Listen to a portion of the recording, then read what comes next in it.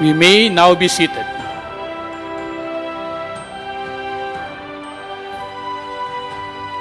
We invite our distinguished guests to join the President to witness the signing to law of the Subscribers Identity Module Digitization Act.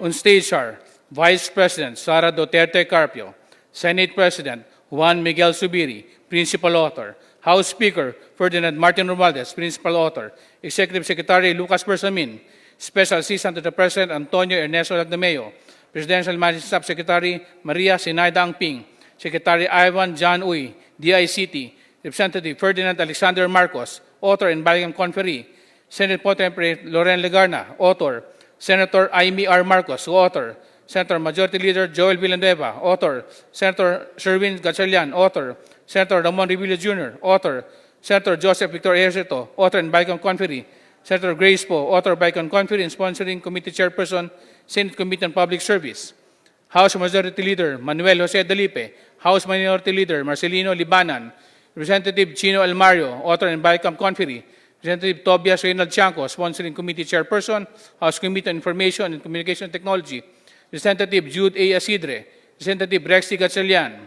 They are joined by Senator Christopher Lawrence Go, Senator Maria Lourdes Nancy Binay, Senator Ciencia Villar, Senator Sonny Angara, Senator Rafi Tulfo, Representative Roman Romulo, Representative Stella Luz Kimbo, Undersecretary Ruth Castello, Undersecretary Brigido Dule Jr., Undersecretary Alexander Ramos, Deputy Director General Michael Eric Castillo, Commissioner Gamiel Cordoba, Commissioner John Henry Dunaga, Police General Rodolfo Asurin Jr., Director Medardo de Lemos, Director General Ricardo de Leon, President Jose Sosa, Board of Directors Gina Patena and Hazel Rose Pascual.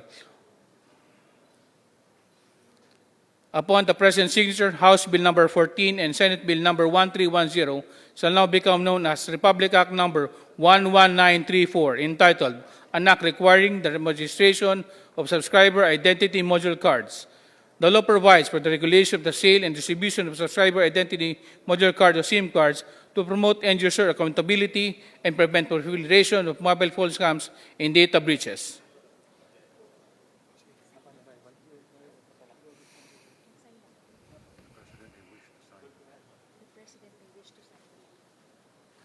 The President may wish to sign the document.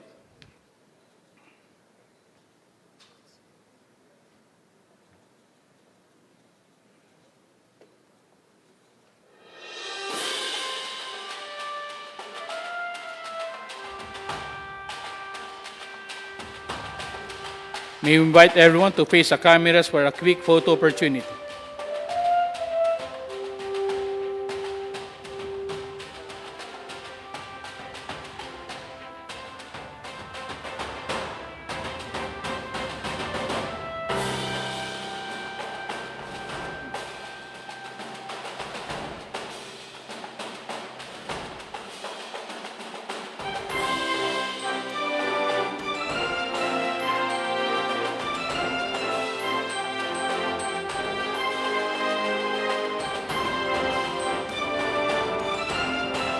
Thank you very much, Mr. President.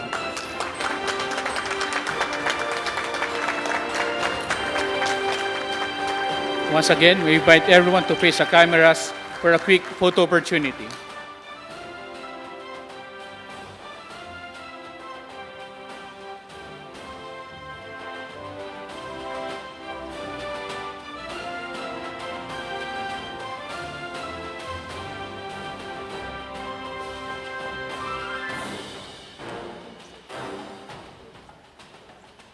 Thank you, Mr. President, and thank you, distinguished guests.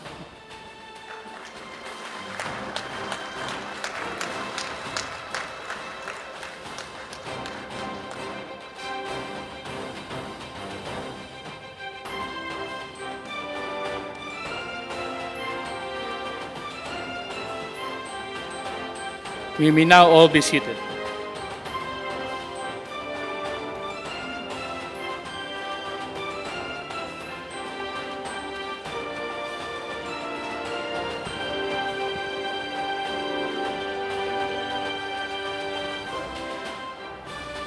At this juncture, may invite Executive Secretary Lucas Bersamin to introduce our keynote speaker.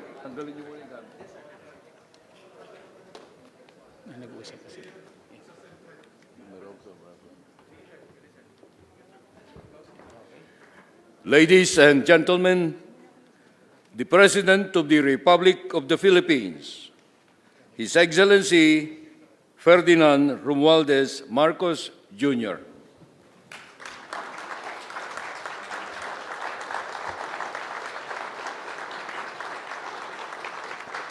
Thank you very much, Vice President Sara Duterte. Please take your seats. Senate President Juan Miguel Zubiri and the other honorable members of the Senate, House Speaker Martin Romualdez, and members of the House of Representatives here present, Executive Secretary Lucas Bersamin, and the members of the Cabinet, other distinguished guests, ladies and gentlemen, good afternoon. I am pleased to join you here as we sign into law the SIM Card Registration Act. With the signing of this act, we will finally achieve what has long been overdue, an effective means of regulating the issuance of SIM cards to curb the spread of spam text messages and scams.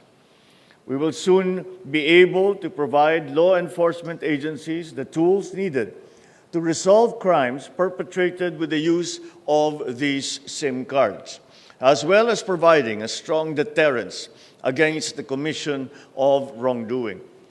Under the SIM Card Registration Act, every public telecommunication entity or direct seller shall be required to demand end users of SIM cards to present a valid identification document to validate their identities.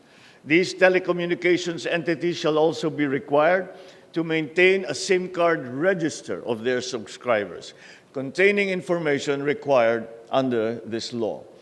It also mandates that they submit a verified list of their authorized dealers and agents nationwide to the National Telecommunications Commission, with updates every quarter of the year.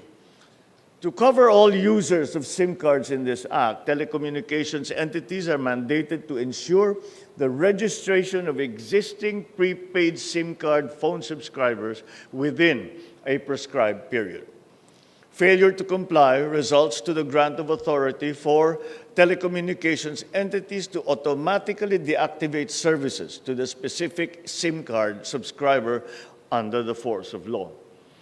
The use of false or fictitious information, the use of fictitious identities, the use of fraudulent documents or identifications to register a SIM card shall also be dealt with by appropriate penalties.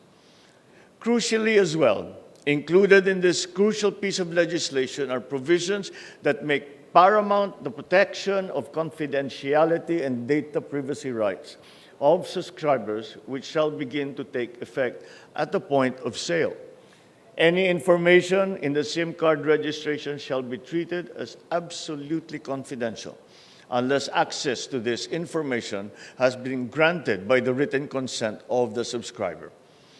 These public telecommunications entities shall only be required to disclose information contained in the SIM card upon a duly issued subpoena or order of a court upon finding of probable cause. They can likewise be compelled to do so upon written request from a law enforcement agency in relation to an ongoing investigation, that a particular number is used in the commission of a crime or that it was used as a means to commit an unlawful act. Appropriate penalties shall be imposed for any breach to this confidentiality due to negligence, for spoofing a registered SIM card, for the selling of stolen SIM cards, and for the sale or transfer of a registered SIM without complying with required registration. So I commend the legislators from the House and from the Senate for coming up with this timely and necessary law. It is the first legislative measure that successfully passed the approval of the bicameral panel of both houses in the 19th Congress. Truly, legislation is going to be welcomed by many of our people, especially now, with reports of the commission of various crimes using mobile phones, including proliferation of text scams and spam. Indeed, with the signing of this law, we set the important tone that it is our national policy to ensure that technology shall only be used to improve our people's lives. Moving forward, it is my hope that we will be able to enact even more measures to help bring forth the security, progress, and prosperity that we aspire for our Filipino brothers and sisters, and for the entire nation. Thank you at mabuhay tayong lahat. Magandang hapon po sa inyong lahat. Thank you, Mr. President. A round of applause, please.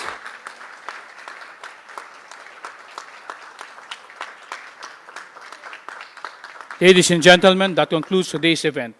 We'd like to request everyone to please remain seated until the President has left the hall. Thank you.